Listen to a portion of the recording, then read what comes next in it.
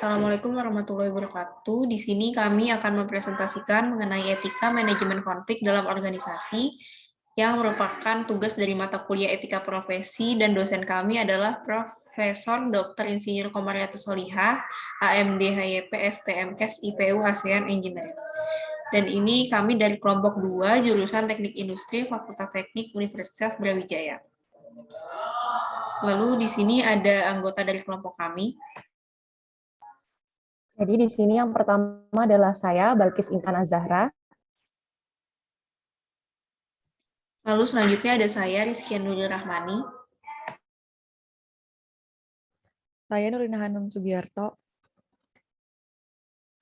Saya Derman Huruf.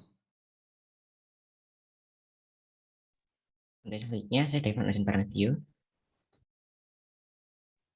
Ada saya Benai Remintang Nozal. Dan kami ingin mengucapkan terima kasih kepada Bapak Profesor Dr. Insinyur Nufil Hanani selaku Rektor Universitas Brawijaya, Bapak Dr. Andes Abdul Hakim selaku Wakil Rektor Bidang Kemahasiswaan, Ibu Profesor Dr.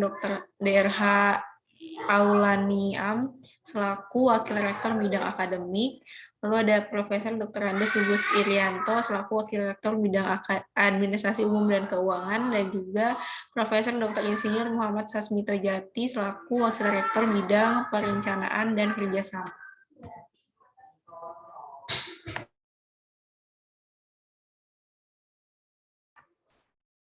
Lalu terima kasih juga kepada Insinyur Hadi Suyono selaku Dekan Fakultas Teknik, Bapak Insinyur Oyong Novareza selaku Ketua Jurusan dari Teknik Industri Universitas Brawijaya, dan juga kepada Profesor Dr. Insinyur Komariatus Solihah selaku Ibu Dosen Pengampu Mata Kuliah Etika Profesi.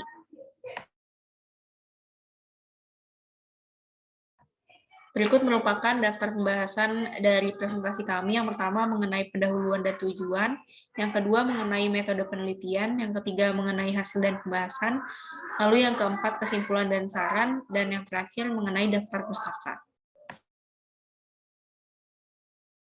Baik, mungkin untuk pertama ini kita akan membahas dulu apa pendahuluannya.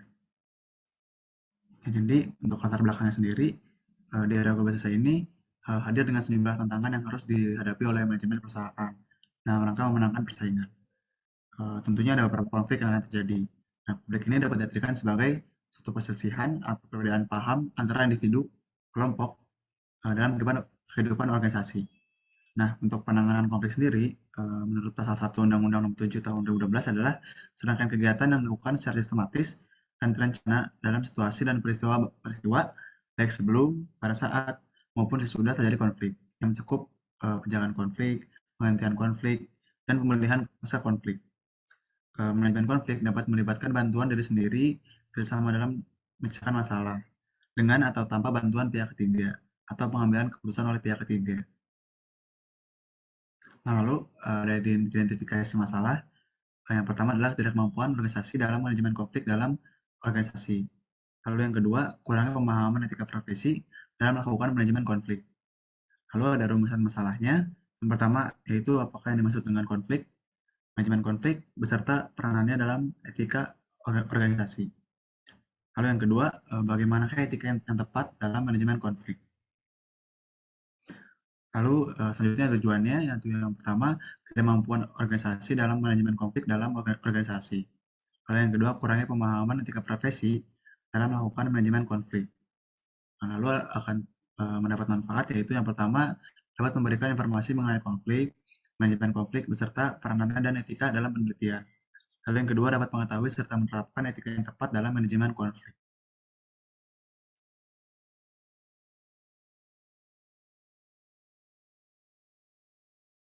Selanjutnya ada tinjauan pustaka empiris dan teoritis. Yang pertama ada tinjauan pustaka teoritis.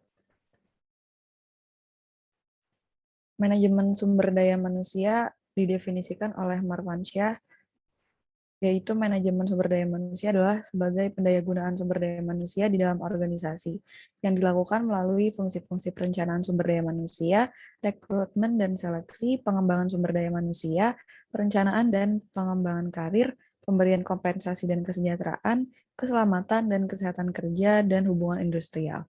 Konflik kerja menurut Robbins mendefinisikan bahwa konflik sebagai situasi yang mana individu atau seseorang dihadapkan dengan harapan-harapan peran yang berlainan. Manajemen konflik yaitu upaya antisipasi yang diambil para pelaku yang berkonflik atau pihak lain dalam usaha untuk menanggulangi konflik tersebut ke dalam hasil yang diinginkan. Sehingga proses penanggulangan konflik itu bisa atau tidak bisa dapat berakhir dengan baik, damai, dan dapat membawa keharmonisan serta menghasilkan penyelesaian permasalahan atau konflik melalui musyawarah mufakat serta menghasilkan hal-hal positif lain. Dalam hubungan organisasi, mau tidak mau, siapa atau tidak, akan selalu terjadi konflik yang keberadaan konflik tersebut akan selalu muncul dan kita tidak dapat menghindarinya. Aktivitas organisasi yang sedang berkonflik memiliki ciri-ciri yaitu yang pertama, adanya perbedaan pemikiran atau pertentangan dalam organisasi tersebut, baik antar perseorangan maupun antar anggota kelompok di organisasi tersebut. Yang kedua, adanya pertentangan guna mewujudkan visi organisasi yang disebabkan perbedaan pemikiran dalam memahami program-program yang dibuat oleh organisasi. Yang ketiga, adanya pelanggaran etika dan norma yang berlaku, yang dilakukan oleh perseorangan ataupun kelompok organisasi. Yang keempat, adanya sikap saling acuh tak acuh, serta saling menghalangi individu lain dalam perebutan ide dan sumber daya yang dimiliki organisasi tersebut. Yang kelima, muncul perdebatan dan pertentangan yang disebabkan pengembangan ide-ide baru, serta kreativitas yang muncul untuk kepentingan kemajuan dan pengembangan organisasi di masa depan, serta untuk memenuhi tujuan-tujuan yang ingin dicapai di organisasi itu. Dalam kegiatan organisasi akan menjumpai konflik atau pertentangan yang akan melibatkan antar individu ataupun antar kelompok. Konflik tersebut mempunyai banyak jenis. Hal ini seperti yang dipaparkan oleh Stoner dan Wankel, yang mengatakan bahwa ada 5 jenis konflik, yaitu konflik intrapersonal, antar individu dan kelompok, antar kelompok, dan antar organisasi. Konflik dapat dilihat dipelajari dari segi hubungan antar individu maupun kelompok-kelompok orang yang terlibat. Jenis-jenis konflik yang disebutkan di atas merupakan gambaran konflik seperti apa yang dapat muncul dalam kegiatan berorganisasi. Sedangkan dampak yang dialami setelah proses terjadinya konflik setiap individu, kelompok maupun setiap organisasi berbeda, tergantung dari cara individu, kelompok, atau organisasi itu dapat menafsirkan dan menanggulangi konflik yang sedang terjadi. Berdasarkan penekanan dan tingkatan tinggi rendahnya cooperativeness dan assertiveness yang ada di perusahaan, maka Winardi dalam bukunya Rusdiana membedakan model penyelesaian perselisihan atau konflik menjadi 5 macam. Yang pertama, tindakan menghindari. Yang kedua, kompetisi atau komando otoritatif. 3, akomodasi atau meratakan. 4, kompromis. 5, kolaborasi. Selain itu, pemecahan masalah tepat dipilih sebagai metode penyelesaian konflik. Apabila tidak terdapat kepercayaan antar kelompok yang terlibat konflik, cara dominasi tidak mungkin dilaksanakan karena kedua pihak sulit dipaksa atau tidak ada kewenangan untuk menekan konflik. Masing-masing pihak mempunyai perspektif yang berbeda dalam membuat keputusan akhir. Malah orang yang terlibat konflik mempunyai waktu luang untuk mendiskusikan inti persoalan. Kita ada tinjauan pustaka empiris. Tinjauan pustaka empiris yang pertama ada penelitian oleh Anwari, Sunoharyo, dan Ruana pada tahun 2016. Persaingan perusahaan jasa pelayanan operator di Indonesia menjadikan baik kompetitor berusaha bersaing dalam meningkatkan kinerja pada perusahaan. Hal ini dipengaruhi oleh banyaknya tuntutan pesaing dalam memberikan layanan terbaik. Tujuan dari penelitian ini adalah untuk mengetahui dan menjelaskan pengaruh signifikan konflik kerja dan stres kerja terhadap kinerja karyawan. Jenis penelitian yang digunakan ada penelitian penjelasan dengan pendekatan kuantitatif. Sampel sebanyak 49 responden merupakan karyawan dari PT Telkomsel Branch Malang dan menggunakan teknik sampel jenuh. Metode pengumpulan data yang digunakan dalam penelitian ini adalah dengan menyebarkan kuesioner secara langsung di PT Telkomsel Branch Malang. Analisis data yang digunakan adalah analisis deskriptif dan analisis regresi linear berganda. Hasil penelitian menunjukkan bahwa terdapat pengaruh negatif dan signifikan antar variabel konflik kerja dan variabel stres kerja terhadap variabel kinerja karyawan dan menolak 0 dan menerima 1. Hal ini dibuktikan dengan nilai probabilitas di bawah 0,05 serta diketahui variabel konflik kerja mempunyai pengaruh paling dominan terhadap variabel kinerja karyawan. Lalu berikutnya ada penelitian oleh Rumimpunu pada tahun 2015. Persaingan global yang telah berlangsung ini membuat negara-negara seluruh dunia mempersiapkan berbagai macam produk, teknologi, serta SDM yang berkualitas untuk dapat bersaing dan menaklukkan negara-negara lain. Secara serentak, organisasi-organisasi di Indonesia khususnya akan meningkatkan strategi terbaik dalam lingkup manajemen organisasi. Salah satu fokus fungsional menjadi concern manager yaitu manajemen sumber daya manusia. Salah satu tugas terpenting manajer SDM yaitu bagaimana agar kinerja atau performa karyawan dapat terus meningkat dan terus menjadi lebih baik sesuai dengan kebutuhan organisasi. Tujuan penelitian ini yaitu untuk mengetahui seberapa besar pengaruh variabel independen yaitu kompetisi dan stres kerja terhadap variabel dependen atau kinerja karyawan. Metode penelitian menggunakan analisis regresi linear berganda dengan responden sebanyak 65 orang. Hasil penelitian menunjukkan bahwa kompetensi dan stres kerja secara simultan berpengaruh positif dan signifikan terhadap kinerja karyawan. Sebaiknya Dinas Pendidikan Nasional Provinsi Sulawesi Utara agar dapat meningkatkan kinerja pegawai dan melakukan perbaikan kompetensi secara terus-menerus. Baik, selanjutnya akan dibahas mengenai metodologi penelitian. Yang pertama, jenis penelitian yang digunakan di sini adalah penelitian asosiatif, di mana merupakan penelitian yang bertujuan untuk mengetahui hubungan atau pengaruh antara dua variabel. Fokus dari penelitian ini yang pertama yaitu manajemen konflik dalam proses penyelesaian permasalahan hubungan industrial yang terbagi menjadi jenis-jenis hubungan industrial di perusahaan, jenis-jenis konflik atau permasalahan hubungan industrial di perusahaan, lalu faktor-faktor terjadinya konflik hubungan industrial di perusahaan, dan proses penyelesaian permasalahan hubungan industrial di perusahaan. Lalu yang kedua ada peran dari manajemen dan juga penyelesaian permasalahan hubungan industrial di dalam perspektif manajemen konflik, yang terdiri dari mekanisme hubungan industrial dan peran pekerja dalam hubungan industrial dalam proses hubungan industrial di Kabupaten Pasuruan. Lalu metode penelitian yang digunakan yaitu secara kuantitatif dengan memberikan kuesioner kepada pekerja di perusahaan terkait manajemen konflik.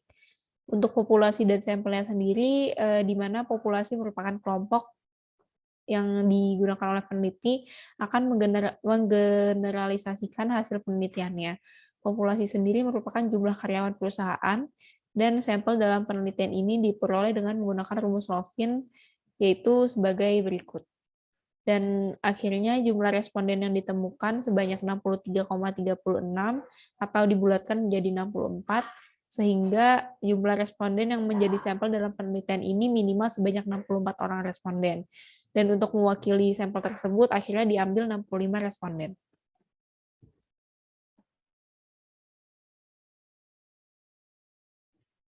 Untuk metode analisis data yang digunakan menggunakan uji validitas dan reliabilitas instrumen penelitian, uji asumsi klasik, regresi linear berganda, dan juga uji hipotesis F dan T. Lalu untuk analisis datanya sendiri digunakan analisis tingkat konflik dan kinerja karyawan dengan melakukan tabulasi dari jawaban hasil kuesioner yang dibagikan. Dan juga dilakukan pengukuran tingkat konflik dan tanggung jawab terhadap kinerja karyawan dengan menggunakan rumus rata-rata, karena pada penelitian ini antara variabel bebas dan variabel terikat terdapat hubungan kasual atau sebab akibat, yaitu stres kerja dan konflik kerja terdapat hubungan dari penyebab konflik dan juga terhadap kinerja karyawan. Untuk rumusnya dapat dilihat pada slide di layar.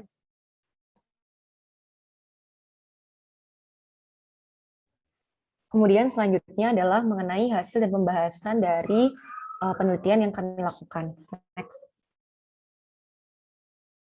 Yang pertama adalah manajemen konflik dalam proses penyelesaian permasalahan.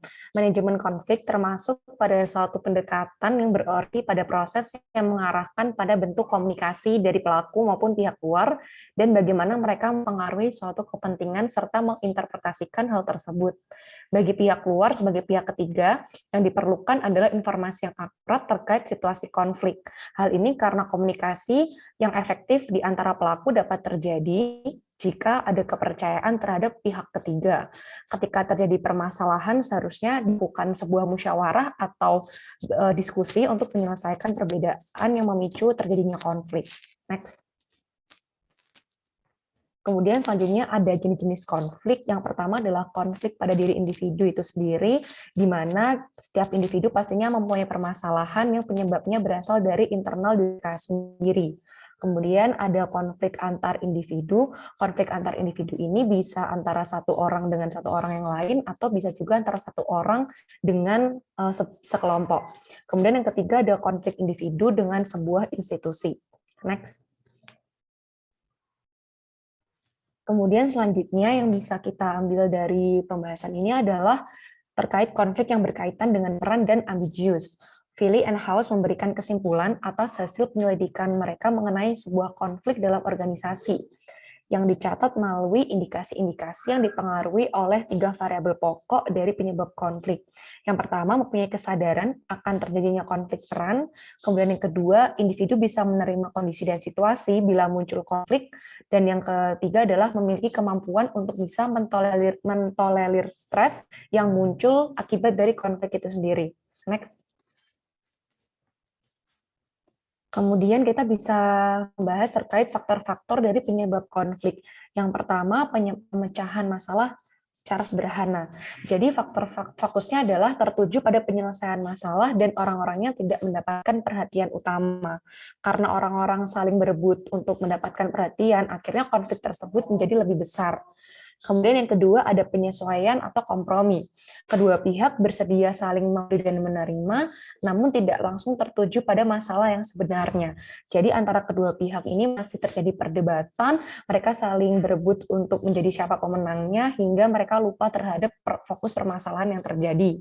Kemudian yang ketiga ada ketidaksepakatan. Tingkat konflik ini ditandai dengan pendapat yang diperdebatkan secara hebat, karena perdebatan tersebut terlalu banyak, akhirnya tidak menemukan kunci kesepakatan dari perdebatan itu. Yang terakhir adalah terkait kalah atau menang. Pada tingkat ini, seringkali gagasan orang lain kurang dihargai.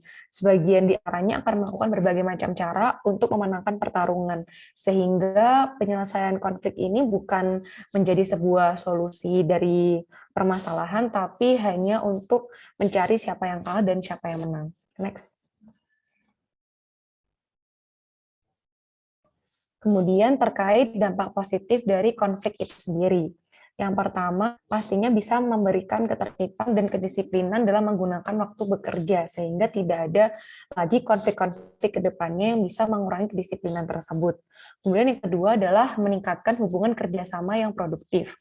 Dan adanya konflik itu akan memicu orang-orang di dalamnya untuk semakin saling memahami, sehingga ke depannya kerjasama bisa lebih meningkat. Selanjutnya adalah meningkatkan motivasi kerja untuk melakukan kompetisi secara sehat antar pribadi maupun antar kelompok dalam organisasi, sehingga persaingan bisa diminimalisir. Yang keempat adalah semakin berkurangnya tekanan-tekanan atau intrik-intrik yang dapat membuat stres, bahkan produktivitas kerja semakin meningkat. Dan yang terakhir, banyak karyawan yang dapat mengembangkan karirnya sesuai dengan potensinya melalui pelayanan pendidikan, training, dan konseling dalam segala aspek. Next. Selain ada dampak positif, tentunya ada dampak negatif dari konflik tersebut.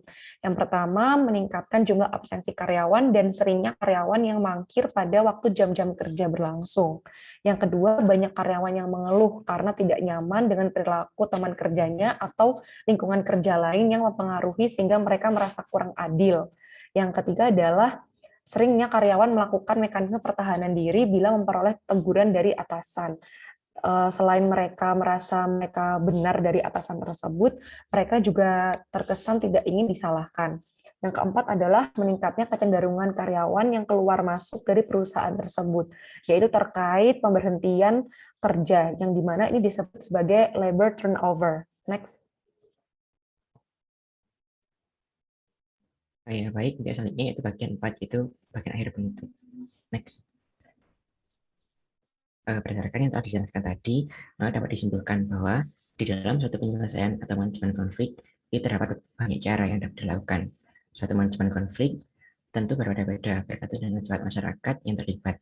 Misalkan pada masyarakat di pedesaan yang masih dipenuhi dengan nilai-nilai kesopanan, berbeda dengan masyarakat yang bersifat power seekers yang lebih cenderung untuk bersaing. Yang kedua, itu mengelola suatu perilaku buruk perlu dilakukan oleh seorang dalam internal organisasi maupun perusahaan. dikarenakan perilaku yang buruk dapat mempengaruhi suatu komunikasi yang terjalin di antara karyawan sehingga komunikasi yang terjadi menjadi tidak efektif. Dan saran diberikan yaitu yang pertama, suatu konflik perlu dimanajemen dengan baik sehingga tidak menghasilkan dampak buruk pada suatu lingkungan atau organisasi. Yang kedua yaitu upaya pencegahan dan penanggulangan konflik harus selalu dilakukan agar tercapai suatu keharmonisan di suatu lingkungan organisasi. Yang ketiga dapat dilakukan pengembangan riset agar dapat menambah wawasan tentang manajemen konflik. Next. Yang selanjutnya itu daftar pustaka dari bacaan-bacaan sebagai referensi dari laporan ini. Next. Dan berikut merupakan daftar pustakanya. Next. Next. Ya baik, sekian presentasi dari kelompok kami. Untuk kurang lebihnya mohon maaf. Wassalamualaikum warahmatullahi wabarakatuh.